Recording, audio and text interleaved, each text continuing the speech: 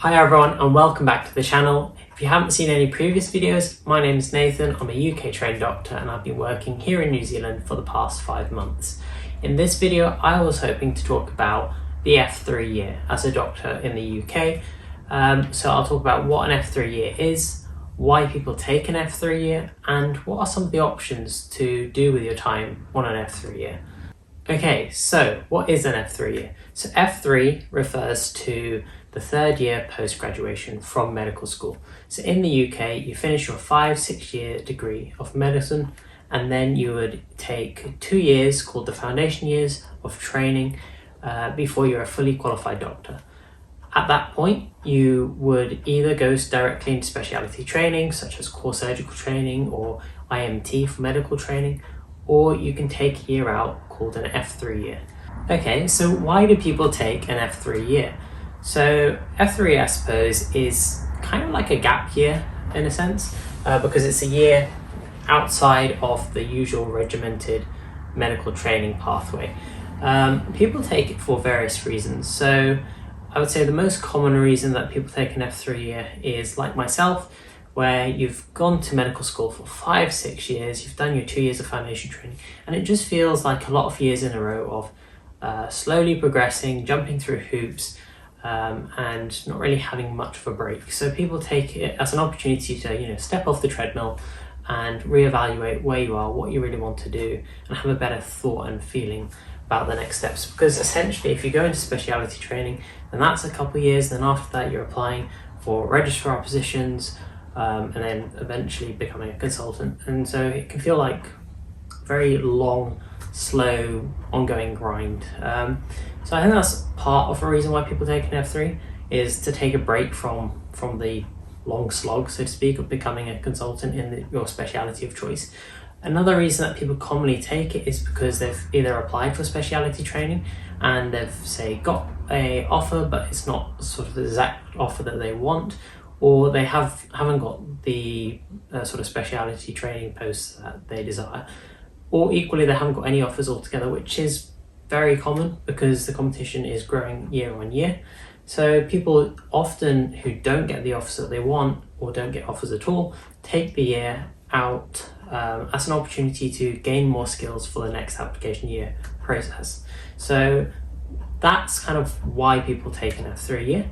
I would say a further reason, probably less common, but still I know a lot of people who've done it, is because they are dissatisfied with medicine.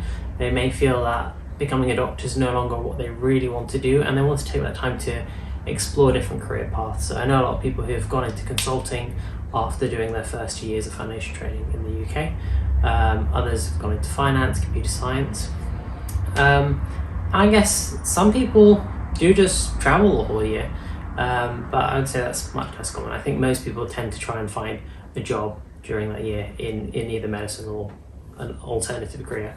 So that's why people take an F3. And in terms of what to do with an F3 is the next component, and I think that's probably the most important component for people who are thinking of taking one.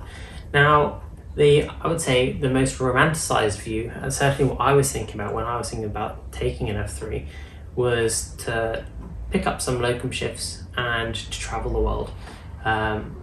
It just sounded like quite a dreamy sort of picture, to earn some good money, get some experience working in hospital still and keep my skills fresh, but also have the ability to pick those shifts when I wanted it and be able to travel in large areas of time, where if you're on like a training program, it's a lot harder to get large periods of time off, because of course you're trying to find parts in the rota and the roster that allow you to take those time periods, and you can maximally normally take like 1 or 2 weeks.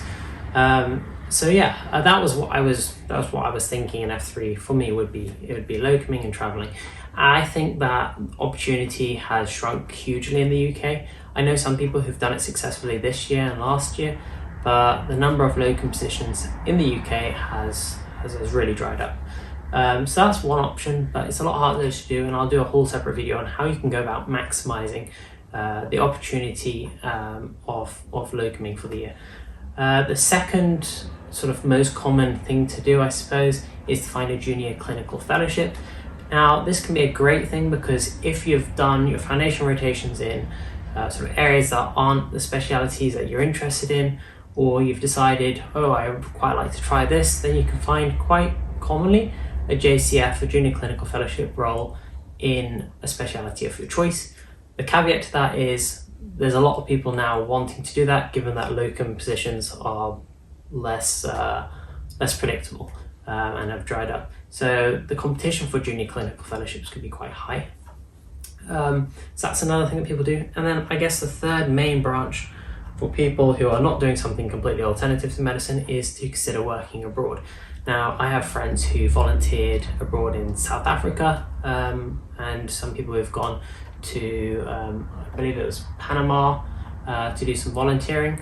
But quite commonly, people come to Australia and New Zealand to work as a doctor, and that's what I've done. So I applied to both Australia and to New Zealand, and I had offers in both too. But I've ended up in New Zealand, and I'm really enjoying my time here. And I know people who've gone to Australia and they're also really enjoying their time.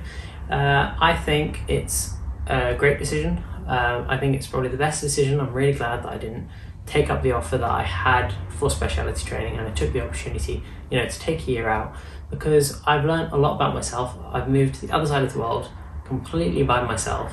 Had to learn so many new skills, had to learn how to drive, because that's pretty much the only way to get around, both in the city and also to other cities here in New Zealand, and to see all the amazing sights. And not only do you learn those life skills, but you're also carrying on picking up skills as a doctor and progressing those skills too. There are some differences in the approach and sort of the presentations you see in the hospital too, but it's also given me the opportunity to work more on specialities of interest. So I've been able to request a year basically full of surgical rotations. So yeah, I suppose it's kind of got the benefits of doing like a junior clinical fellowship in an area that you like in the UK, but doing it in a different country, opening your eyes, being able to travel, whilst also, learning new things, getting paid. I think it's a fantastic opportunity. So they are just some of the things to think about for when deciding to take an F3. There are loads of options and there's lots of things to do, and I'll do a video on each of those things because I explored all of them, to be honest. I approached locum agencies and hospitals for those sort of shifts when I was thinking about that originally. I applied for junior clinical fellowship roles, and I also, of course, applied for Australia and New Zealand. So yeah, I hope that video gives some of the ideas about what you could do with an F3 year and what an F3 year is essentially. And I hope to see you on future videos.